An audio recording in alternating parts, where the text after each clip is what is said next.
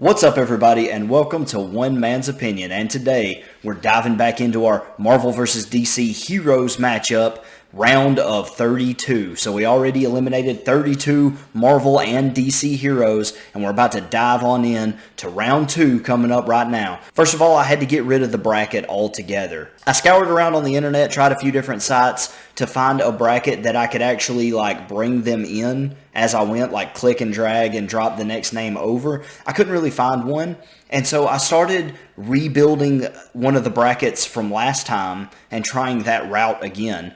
The only issue is it's really kind of pointless to have it up there because I can't even use it. So it was a lot of time and effort for nothing really when I could just throw the pictures up like I did last time, and then you'll know who the matchup is anyway. You still have the visual, you still have the thought process going in your mind, and so you can make the decision as you go, and I'll just let you know what matchup comes up next, and we'll do it that way. I'll continue to work on the bracket thing until next time, but I needed to get one videoed tonight, so that's what we're doing. With no further delay, into the round of 32. Okay, up first we've got Superman and Gamora, and unfortunately this is a huge mismatch for Gamora. I don't really think that she has any chance in this matchup at all. No weapon that she owns is going to be able to pierce Superman's skin. Even if it could, she wouldn't be able to catch him. Superman's literally as fast as the Flash in most iterations, or at least close to. I think a lot of times the Flash may be a little bit faster, but the dude can literally move at the speed of light, breaking the sound barrier. He's just way too fast, way too powerful. One punch, he could probably knock Gamora's head off. Sorry, Gamora, you're out of this one.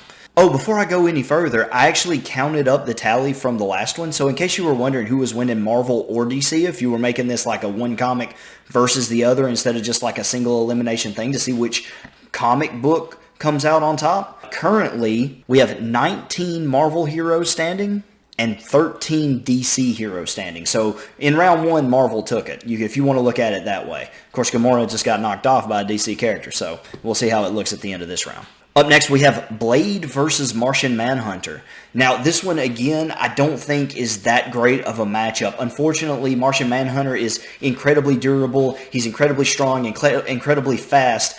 Blade is super fast and super strong and all those things for a human, but I don't think he's on the same level as Martian Manhunter. Of course, Blade has a wide variety of weaponry that he uses to hunt vampires and that he has used to fight other Marvel heroes and villains throughout his tenure, but he's just not on the same tier as Martian Manhunter. And Martian Manhunter can always just phase through objects. He can turn invisible.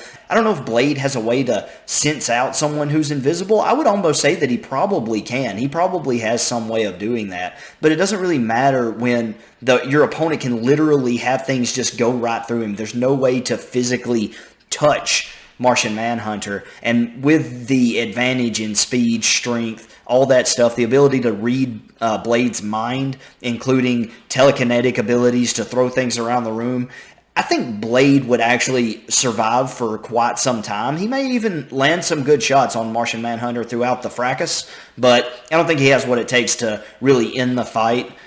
I don't think he's going to get like a lucky strike most of the time against Martian Manhunter, so we're definitely going Martian Manhunter on this one. Okay, up next we have Aquaman versus Quicksilver. This is a really tough one. Aquaman versus Quicksilver. Okay, so what we have here is Aquaman, first of all.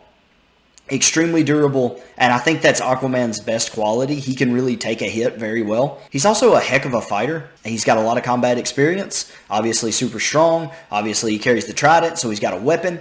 He's got options. Quicksilver is super fast. Just saying that, it would sound like Quicksilver's at a disadvantage because Aquaman's got more stuff going for him.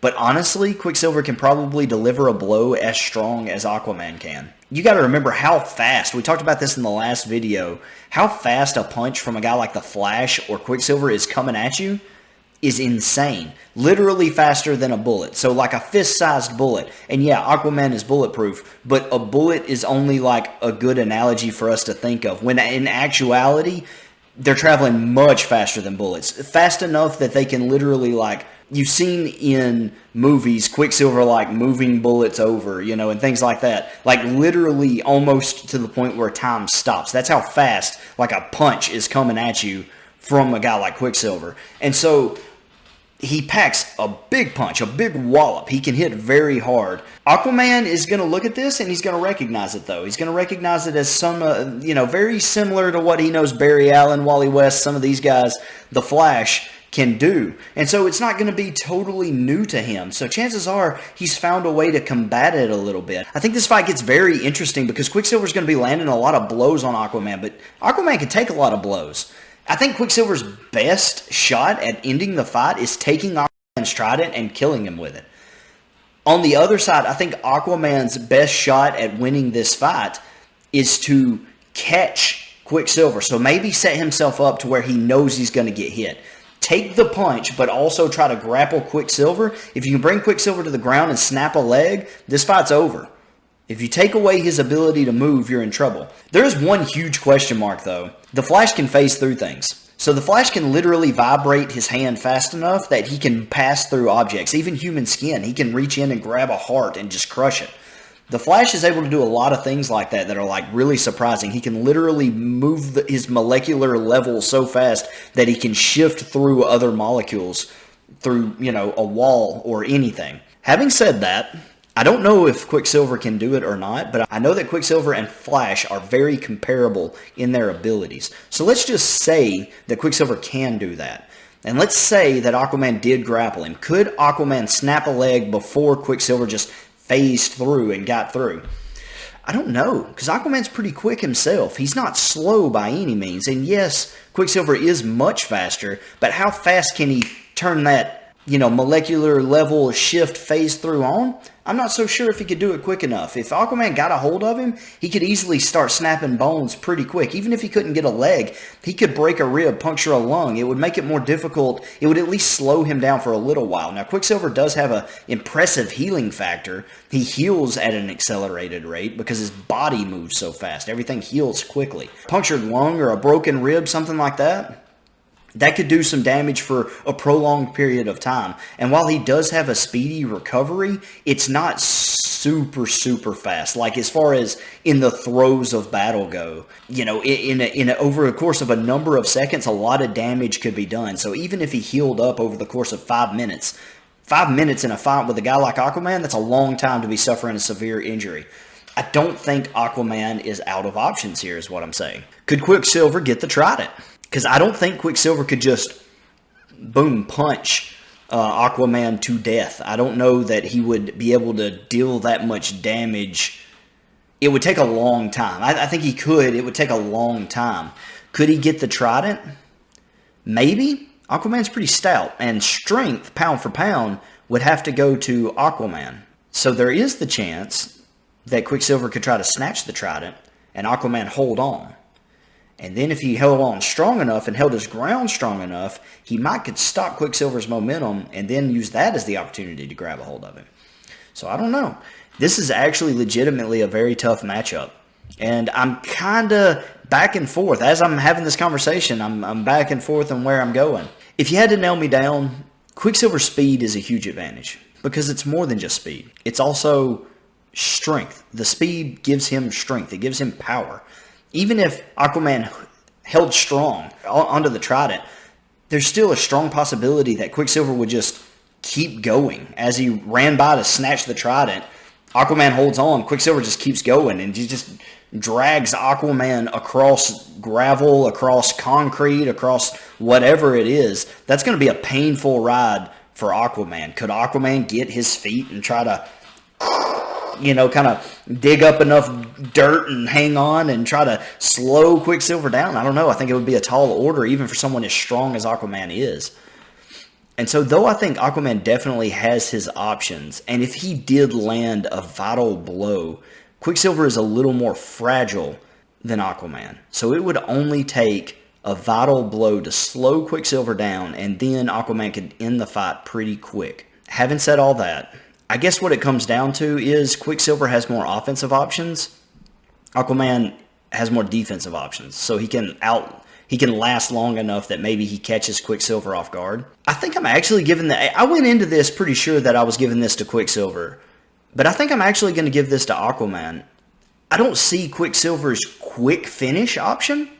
Even if he tried the face thing to go into Aquaman's body and stop his heart, because Aquaman lives underwater and is used to the intense pressure of the ocean at its very deepest depths. His molecular structure, his bone structure, it's all far more dense. I think it would be a slower process than it would just be through a human's chest. And so it would take some time to get his hand through to the heart. It wouldn't just be like a punch and squeeze, and the fight's over. It would take a little doing to get it in there. And during that time, while Aquaman is in deep trouble, the rest of Quicksilver is exposed. I don't know that method would work. And I think in this instance, defense outlasts offense. Aquaman, who still also has plenty of offensive options, I think though the Flash is a better offensive fighter, I think Aquaman's defense lasts long enough for his offense to kick in. Aquaman's taking the edge. I'm surprised at myself. Aquaman is taking the edge. Up next, we've got another really big fight. It's Scarlet Witch versus Thor. A lot of people are going to be surprised here. If you're a fan of the MCU, you have not seen Thor the way that he ought to be. If you're a fan of the MCU, then this choice is going to seem very obvious to you. In Age of Ultron, Scarlet Witch literally controlled Thor's mind, like took him out of a fight by doing the magic thing in his head and sending him visions of Asgard and people being dead. Consider where in the timeline that happened. Even for the MCU, even if we're using MCU Thor, this is before he lost Mjolnir. This is before Ragnarok. In Ragnarok, Thor really became the god. In Age of Ultron, Thor was not the god yet.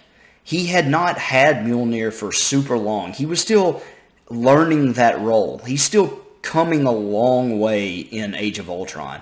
Age of Ultron Thor versus Infinity War Thor, yes, even Fat Thor is crapping all over Age of Ultron Thor, okay? Fat Thor would have ripped Ultron in half. And that's Fat Thor. That's not like ripped buff. If you would have given Stormbreaker the axe to ripped buff, kill anything in my path Thor, you've got trouble. Now, Thor does not have Stormbreaker in this fight. He's got Mjolnir because that's his typical loadout.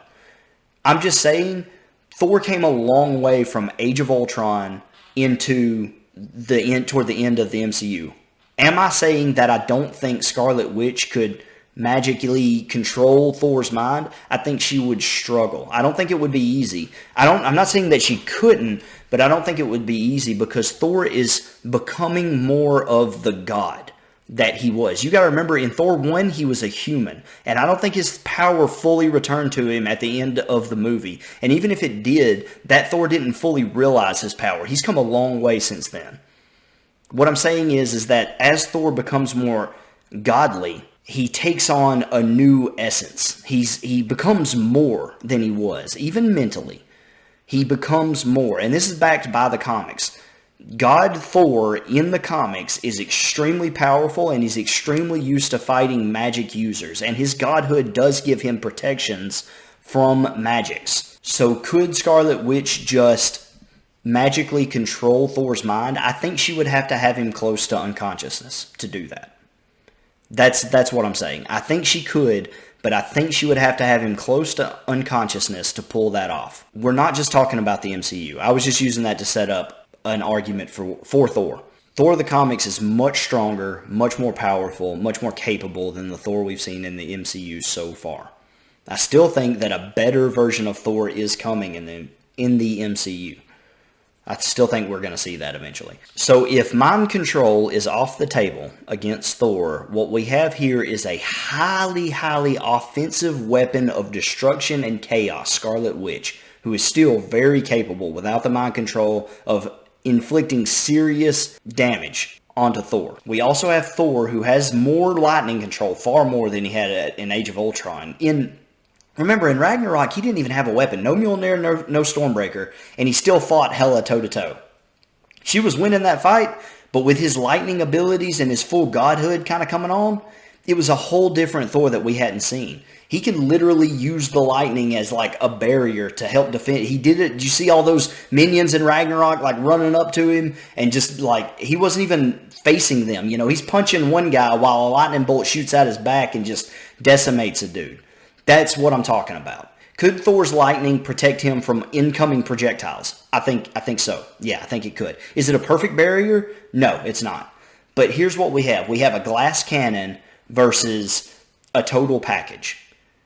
Thor has the offensive options and defensive options to keep him in the fight long enough. Wanda would play cat and mouse. She would play keep away from Thor, right, while she's hitting him with different spells, all while just angering him more. You got to remember, Thor relishes a good fight. He loves it. So unless you knock him out, he's going to keep coming. You're going to have to take multiple limbs and likely life from Thor to get him to stop coming in this fight. Having said all that, if Thor ever got to Wanda, what is she going to do? Yes, she has defensive options. She can throw up shields and barriers, but magic users are like a battery. And if they can't end the fight in a certain amount of time, they're in a lot of trouble. Because someone who's super durable and can take the hits, take whatever she's throwing at him, and then he gets to her, she's in trouble. Thor could legitimately, potentially rip Scarlet Witch in half. A hit from Mjolnir is going to do some serious damage. I'm not saying that Scarlet Witch can't take a hit, but as far as durability goes, her physicality is not her strong suit. That's not where she excels. She excels at DPS. So like if you ever played like an RPG, you know that the magic users typically do the most damage, but if like the barbarian ever gets to the magic user, he's in trouble because defense isn't the strong suit of the magic user. That's kind of how this fight would go. The problem is that Thor isn't just a typical barbarian. He also has the godhood. I'll end this conversation with this, and yes, I am saying that Thor would win this fight. When you're doing superhero battles, it's like an interesting game of rock, paper, scissors. And even though I might be spoiling an upcoming matchup, I'm going to say this to try to get you to kind of understand.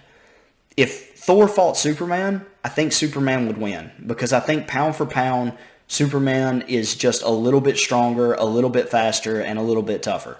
He also has more options. So he's got the heat vision, he's got the cold breath, he's got a lot more options at his disposal. Thor's got no access to kryptonite, and he wouldn't use it if he did, because I don't think Thor would want to win the fight that way. So I think Superman beats Thor. I think Thor beats Scarlet Witch for all the reasons I've just listed, but Scarlet Witch would beat Superman. Superman has like a vulnerability to magic, and even though Thor has a little bit of magic with his lightning, it's like a divine magic. So it's the same reason that like Shazam doesn't beat Superman. Scarlet Witch's magic is an arcane magic, which Superman has been shown to be vulnerable to.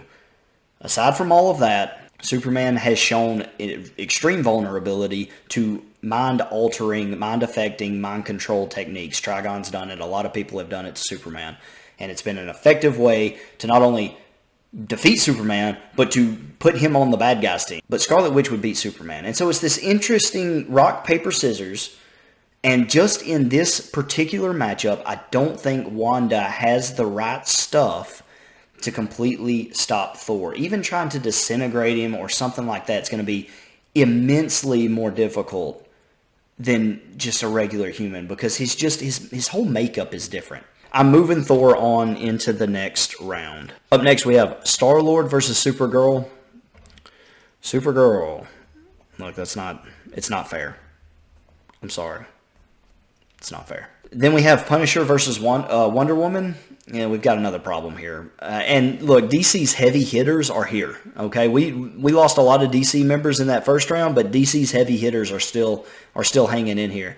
I think by the end of this fight, Wonder Woman would have a profound respect for Punisher, but that is all that she would have from Punisher. Wonder Woman can deflect bullets with her little gauntlets. She's got the shield that can deflect bullets. You know, Punisher, even if he started a long way away and got off sniper shots, look, it's in all likelihood he's not getting a lucky shot on Wonder Woman. She's extremely experienced. She's fought a lot of people who've used guns. It's nothing new to her. Punisher is extremely durable, and I think would probably remind her somewhat of Batman in that he would just be exceptionally hard to put down. Like, she would just beat on him, but he wouldn't go down until she like just stuck the sword through him, you know. He has that resilience. He may even be the one thing he may have on Batman, other than his ability with like guns, may be his resilience. He may actually could take more physical punishment than Batman. I don't know. That would be a very interesting test. But the Punisher, I think she would gain a lot of respect for him because he would take just a beating in this fight, and eventually she would break his neck or break him in half or stab him or throw him off a building. He's just a guy. So, it wouldn't take much in the realm of someone like Wonder Woman. Wonder Woman, DC's just showing off at this point. I think DC's actually undefeated at this point. Now, they have fought themselves. No, they haven't. Yeah, DC undefeated in round 2. So, making a statement. They said, we're not going away. We're here to play. All right, Mr. Fantastic versus Dr. Fate. That's another DC win. Dr. Fate, extremely powerful magic, also divine sort of magic. Dr. Fate has access to some very old, very powerful magic. It's not always the best matchup for other magic users, but against people who aren't magic, and Mr. Fantastic is susceptible to magic, it becomes more about how long does it take Dr. Fate to figure out a way to kill Mr. Fantastic, because Mr. Fantastic virtually has no options against Dr. Fate. And I know last round I was like, oh, he could cut off blood flow. Yeah, that would be fine if he could get to Dr. Fate, but Dr. Fate can fly. He can, travel interdimensionally. He can't get to Dr. Fate, and even if he did, Dr. Fate throws up a force field of some sort, and Mr. Fantastic can wrap around that force field all he wants, and then, maybe Dr. Fate electrifies the force field. He just has so many options as a magic user, and Mr. Fantastic just doesn't have many options. So, a continued undefeated run so far for DC.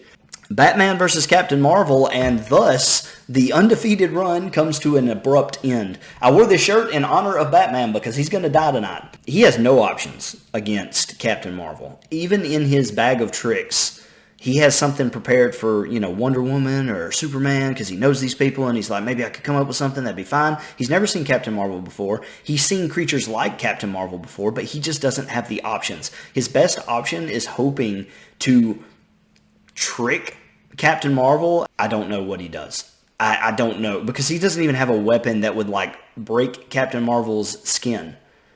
Could he put her to sleep? He probably carries quite a bit of tranquilizer. He fights guys like Bane pretty regular, and so he probably has a lot of trank. But tranquilizing Bane and tranquilizing I was about to say Supergirl, basically. Tranquilizing Captain Marvel is, I don't even know. I don't even think that if he had a trank dart with enough trank to tranquilize Captain Marvel, I don't think he would have anything that would be able to break the skin of Captain Marvel. I'm grasping at straws to even give Batman a fighting chance in this fight. And the honest truth is he has none. Captain Marvel would be a greasy red smear on the pavement, and the fight would be over. So Marvel, with its captain, picks up a W. Coming up next, Raven versus Professor X, and this would be very interesting as a matchup. As far as glass cannons go, Professor X is the ultimate glass cannon. He is the ultimate offense with no defense. If you get to the man in the wheelchair, what's the guy in the wheelchair gonna do? The problem is, Raven has a lot of mental instability, and especially with Trigon in her head constantly yelling, she already has a very hard time keeping Trigon at bay. So mentally, she's already under assault. Without Trigon in there, she's very powerful against mental attacks because she's basically been living with it her entire life. But I think the typical version of Raven that you see, though there are a lot of versions without Trigon in there, the typical version of Raven that you see has Trigon, still in her head. With that, Professor X just has to go in and strengthen Trigon. And Trigon would literally rip his way out of Raven. All the childhood trauma that Raven has with a father like Trigon, all those things, all the memories, everything would flood back. Professor X could literally do the most cruel things imaginable to Raven because of all the trauma that she's been through. To the point where I think Raven would go into a coma. I think Raven would literally crumble into a coma. Professor X now has had 2 matchups where I think tailor-made for a guy like Professor X. And just, he would end this pretty quick. And I don't think Raven has too much of a defense against it, especially with Trigon. Even if you took Trigon out, Professor X's mind-influencing ability, I would put above Trigon's. That's not, Trigon's very, very good at that. He's done it to Superman. But that's not his thing. Trigon is aside from being able to use that sort of dark magic, is a physical presence that has gone toe-to-toe with a guy like Darkseid. And so I think Professor X out-mentals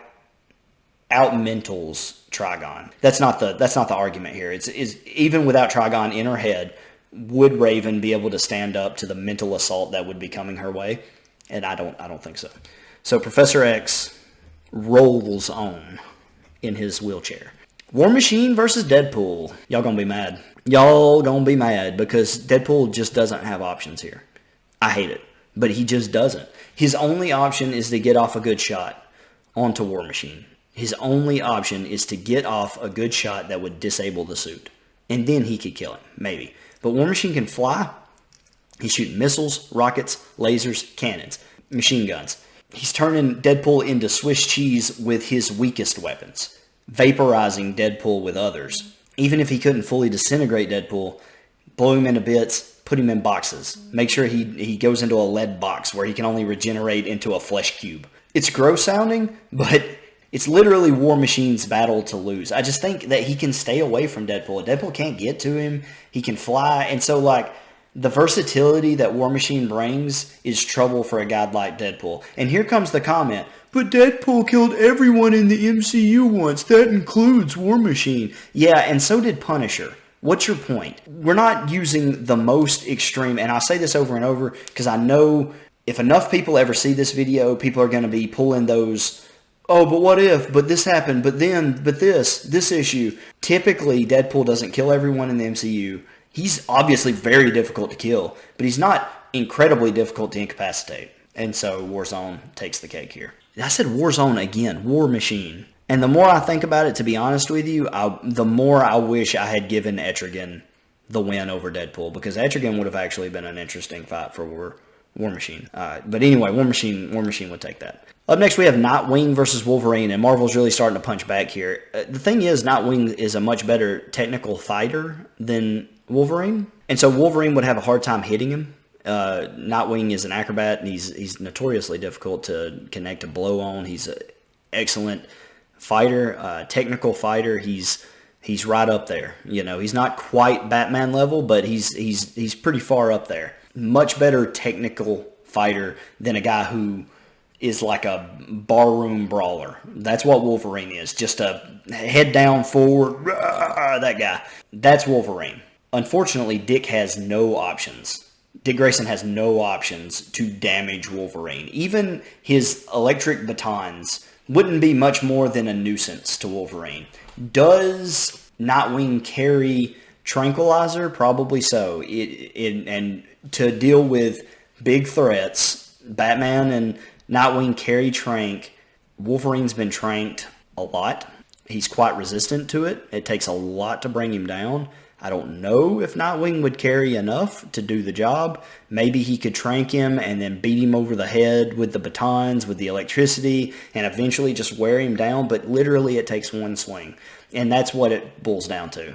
I don't think even with the best of options, Nightwing would have a great shot at bringing Wolverine down. Having said that, it takes one shot. And those adamantium claws are going through all of Nightwing's armor. They're tearing through. It's over. And so Wolverine has to move on here. I think it's just too much for Nightwing to overcome. Up next, we have Constantine versus Firestorm. Constantine is used to fighting Hellfire demons, but Firestorm's fire is not typical fire. It is nuclear fire. It is a nuke. It's a nuclear power. And just like I talked about last time, how Flash would probably try to choke out the fire. I don't even know if that would work because it's not typical fire. He's nuclear to his core. He is a nuclear power plant. He's a nuclear bomb in his core, and I don't know that his power could be choked out by a vortex like that. Maybe it could.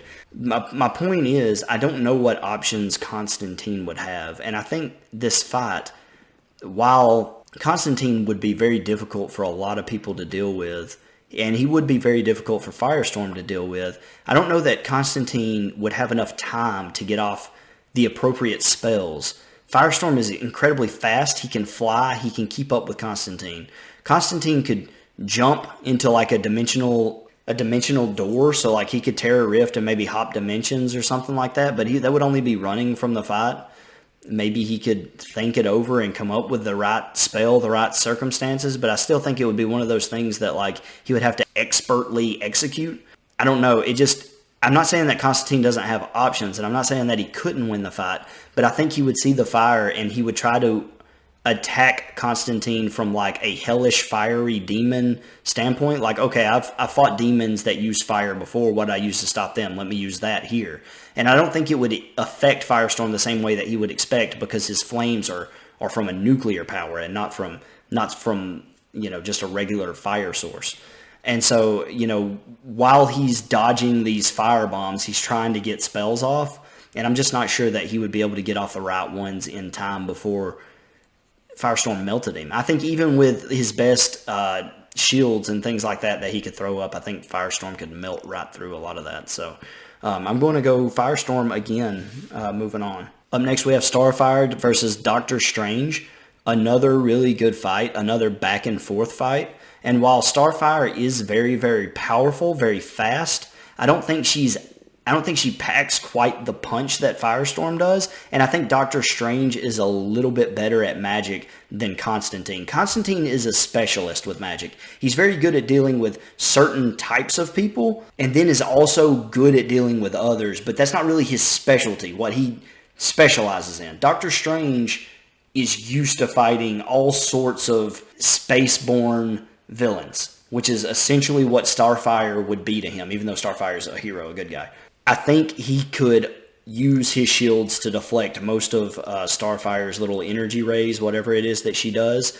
It wouldn't be very dissimilar for him preparing for a fight with like Captain Marvel. It would be quite similar to fighting Captain Marvel, though I don't think Starfire is as durable as Captain Marvel. I think Doctor Strange would have the appropriate spells to take out Starfire. I think Doctor Strange is versatile enough to find a way. Up next, we have Cyborg versus Zatanna, and this is kind of the ultimate matchup of technology versus magic. It's tough. Honestly, I'm at a loss here. I don't know which way this would go. Zatanna's magic is some of the best in the DC universe. I wouldn't put her... I think her and Doctor Strange would be a good fight. I would put Doctor Strange slightly above Zatanna, but just as a comparison, because I know not everyone knows Zatanna, she's pretty nasty. She's pretty nasty with magic. Cyborg, his power comes from a mother box, which is one of the things that's used. It's an extremely powerful piece of... It's beyond artificial intelligence. It's supercomputer basically, but it's beyond anything like earthly. It's alien technology. Not beyond that, it's incredibly durable, and it has the ability to basically morph Cyborg into a cannon. He can turn his arm and his body into laser cannons and artillery, and if you say think like what Tony Stark can do, but much more. This computer is a part of Cyborg, and so it doesn't want Cyborg to die, so it does everything it can to protect Cyborg. It is aware of magic. It has seen magic. It has fought magical beings before. It would know of its best percentage chances based on different tactics it could use. What would be the best defensive options against Zatanna? As a matter of fact, Cyborg and Zatanna know each other. Any knowledge of each other would give Cyborg the advantage because of the supercomputer that he is. For example, let's say that Zatanna and Cyborg had fought each other previously, or Cyborg had seen Zatanna fight something similar to him. The computer would know that that's the most likely tactic she would use and would take countermeasures to defend against it. It would do that constantly as the fight goes, making Cyborg harder and harder to kill as the fight goes on, because the computer's constantly making adjustments, which means you have to take Cyborg out early. Now, Zatanna knows Cyborg as well. They're from the same universe, and so she knows that. And so she would probably try to hit Cyborg fairly quickly with something very big, something very heavy. Can she get Cyborg offline and fast? I think Zatanna does have the firepower to pull something like that off. I don't know that she would win every encounter against Cyborg. And if Cyborg was able to get his defenses up in time and keep Zatanna away long enough that he could calculate an ability maneuver that would allow him to get to Zatanna, again, it's kind of like Scarlet Witch. If he got to her, she would be in trouble. Cyborg's incredibly strong, incredibly fast, durable, lot of offensive options for Cyborg. The difference between Cyborg and Thor is, I think, like, Thor has a lot more defensive options. Okay, that's not even necessarily true. Cyborg's computer makes him have a lot of defensive options, but I don't think it's always the best defense against magic. And I think that that's going to be the bottom line here. Though I think Cyborg's computer gives him a lot of defensive options, I don't know how many options it has for defenses against magic users. For that reason, I'm going to move Zatanna into the next round. Which, interesting enough, she will be facing Doctor Strange. Okay, 2 more fights. Up next, we have Hulk versus Ghost Rider. This one's not coming easy either. You can't kill Ghost Rider unless you have a divine weapon. So, like, Wonder Woman could do it with her sword. Thor could do it with his hammer or with the axe. And so, like, there are people here that could kill Ghost Rider. Hulk could not kill Ghost Rider. Could he pummel Ghost Rider into unconsciousness? Yeah, he could. Could Ghost Rider burn Hulk with Hellfire enough to put him down? Maybe. I think it's far more likely he would piss Hulk off. But the thing you have to remember about Ghost Rider's Hellfire is it also has the ability to burn the soul. And so he would be attacking Bruce Banner on the inside. The Hulk would instinctually rage, fight to break Ghost Rider's concentration. I don't think Ghost Rider could beat the Hulk. There is a wrench here. If Ghost Rider is knocked unconscious, the demon within Ghost Rider that gives him his power, and I can't remember the demon's name, but it starts with a Z, essentially takes over the body. So, like, if you knock Ghost Rider out, it doesn't turn back into Johnny Blaze. I almost said Johnny Storm. It doesn't just turn back into Johnny Blaze and then Hulk just rips Johnny Blaze in half. The demon, and it starts with a Z, I can't remember what it's called, but that demon takes over, and it's much more powerful and much more difficult to defeat. I guess the argument would be that's a technicality, and I don't even know if you would consider that Ghost Rider any longer. And so the question is, could Hulk defeat Ghost Rider? I'm almost certain that the Hulk could pummel Ghost Rider into unconsciousness. I'm pretty confident. Before Ghost Rider could burn him up, I'm thinking Hulk pummels Ghost Rider into unconsciousness, and then Ghost Rider's best hope is for the demon to take over, which he does get he's crazy strong when that happens. I don't know, number one, if that would be technically still Ghost Rider in the fight. And even if it was, I don't know that the power boost would be enough to overcome somebody like the Hulk. And so I would feel wrong, even if I thought that Ghost Rider might edge him out in that scenario, I think I would feel wrong giving Ghost Rider the win for that sort of technicality. I don't know if that's fair. If someone knows more about Ghost Rider, you might disagree, and I would love to hear it down in the comments. But for now, based on my knowledge, I'm going to go Hulk here. Final fight, Vision versus Winter Soldier, and that's the end of the tournament. What, did I not say who won? Vision versus Winter Soldier? Do I need to clarify? Is that Vision? Vision beats Winter Soldier. He's got nothing. He's got an arm made of vibranium. He's going to punch Vision. He's going to shoot a gun at Vision, who can literally, like, phase through or just have bullets bounce off of him. Like, there's no... Stop it. Vision is also mostly made of vibranium. He's not pure vibranium like his arm, but come on, man. It's not Vision. Okay. That is the end of round 2. And next time we're going to do better. I'm going to find a bracket that I can use. But here are your matchups for the Sweet 16. We've got Soups versus Martian Manhunter. Then we've got Aquaman versus Thor. Ooh. Battle, kind of a Poseidon versus Thor. Kind of a godly battle, a little bit. Then we have Supergirl versus Wonder Woman. I'm also tallying up how many DC heroes and Marvel heroes are left. Up next, we have Dr. Fate versus Captain Marvel. That's fine. I don't know. Then we have Professor X versus War Machine.